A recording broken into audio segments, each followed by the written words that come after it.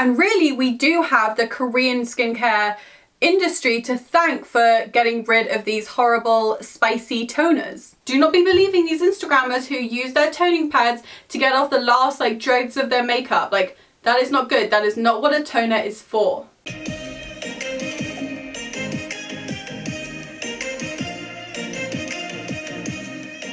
Hi everybody, this is Rose and welcome back to my channel. So if you've grown up outside of the Korean peninsula and only ever used Western skincare products, then you might think that K-beauty or Korean skincare has nothing to do with you. But I'm afraid, my friends, that's where you're wrong. See, I've noticed over the years that the Korean skincare industry has both directly and indirectly completely changed the Western skincare industry. So today I thought it would be kind of interesting to talk about all of the ways that the Korean skincare industry has influenced the Western industry. So to start off, when I was younger, I religiously toned and moisturized my skin. Mostly thanks to my mother, who is an actress and who drummed it into me from a very, very young age. Always tone, always moisturize. Because she is a typical actress and aging in her industry is literally the devil. For context, I got my first anti-aging cream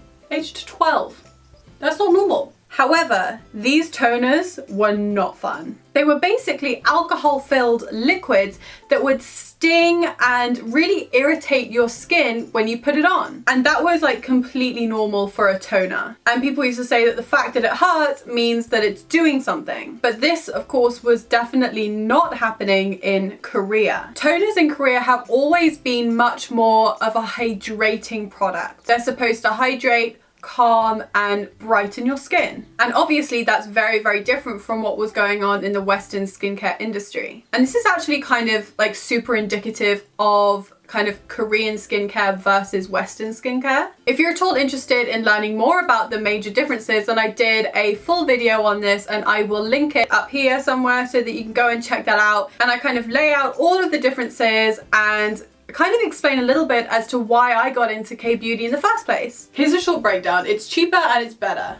But basically, to sum it up, Koreans definitely prefer a more nourishing, gentle approach to skincare. Thankfully though, Western skincare brands have definitely caught up over the years. Instead of leaving all of the moisturization tasks to a really heavy cream, which is what used to be the case, Western skincare brands have started to come out with a lot more products that start putting moisture back into the skin from the very earliest steps of your skincare routine. And obviously that includes toners. So Kiehl's, for example, have a super, super hydrating toner. La Mer do. Loads and loads and loads of Western skincare brands now come out with toners that are specifically for hydration. Gone are the days of alcohol-infused astringent toners that would strip your skin, and people are much, much, much more focused on a toner that will nourish their skin. I think along with this, people have really started to realize that toners are not another step of your cleansing routine. Do not be believing these Instagrammers who use their toning pads to get off the last dregs of their makeup. That is not good. That is not what a toner is for. Toners have a completely different function. And really, we do have the Korean skincare industry to thank for getting rid of these horrible spicy toners. Now moving on to the next aspect of Western skincare that the Korean industry has really influenced. It's always been that the staple way of getting rid of makeup in the West was with a makeup wipe, which we hate, as you know, so much. However, slowly it's becoming more and more common to see cleansing balms and cleansing oils as the more preferred way of getting rid of makeup. And they're much, much, much easier to get your hands on in the West than they ever used to be. But what's interesting is this type of makeup remover actually originated in Korea. Cleansing oils and balms have forever been a part of this famous 10-step Korean skincare routine. They are, of course, part of the double cleanse. You cleanse first with an oil or or a balm, and then you go in with a water-based cleanser. For years and years and years, women in South Korea have been getting rid of their makeup and excess oil off their skin by using a cleansing oil or a balm. And that's because it's really, really effective at not only getting rid of all of the makeup and oil on your face, but making sure that you're not doing it in a way that really like tugs and pulls at your skin, which is exactly why we hate makeup wipes, because even if you feel like you're being really, really, really gentle, you are tugging at your skin, and over time, that's gonna kind of ruin the elasticity of your skin, and it's going to mean that you age a little bit earlier than you would otherwise. So loads and loads of Western brands now have come out with some kind of cleansing oil or cleansing balm.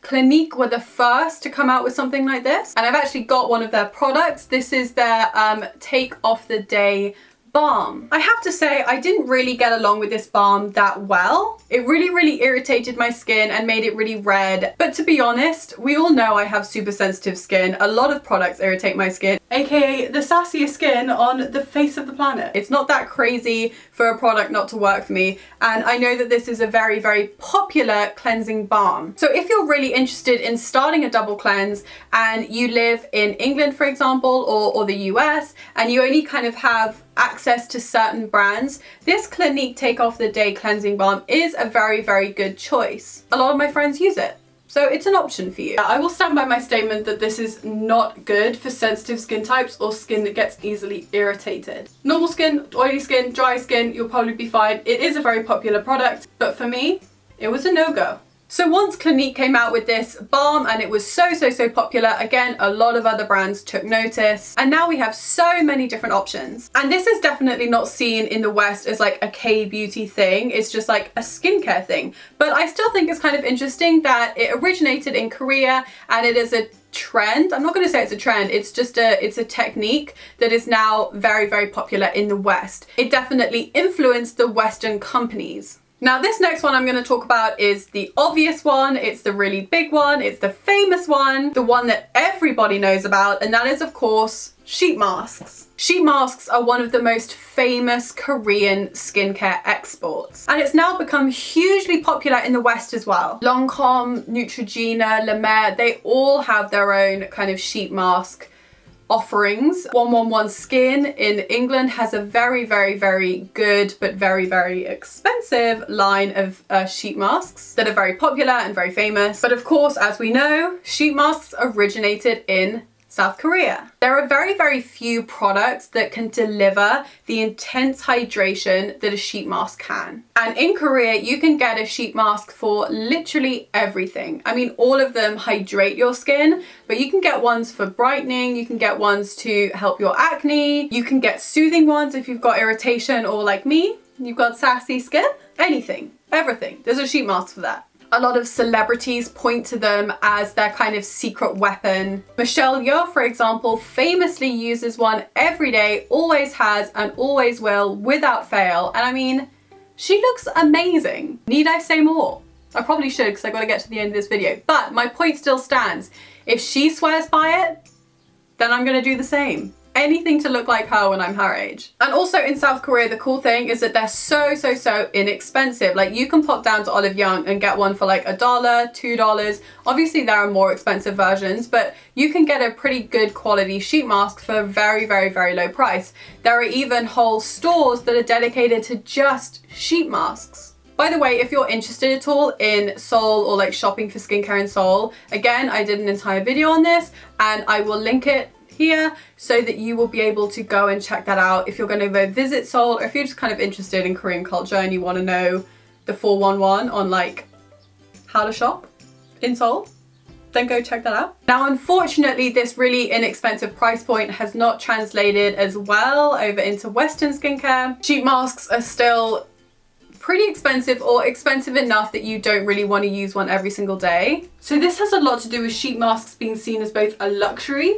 and also promoted by brands that inflate their prices due to brand recognition. La Mer.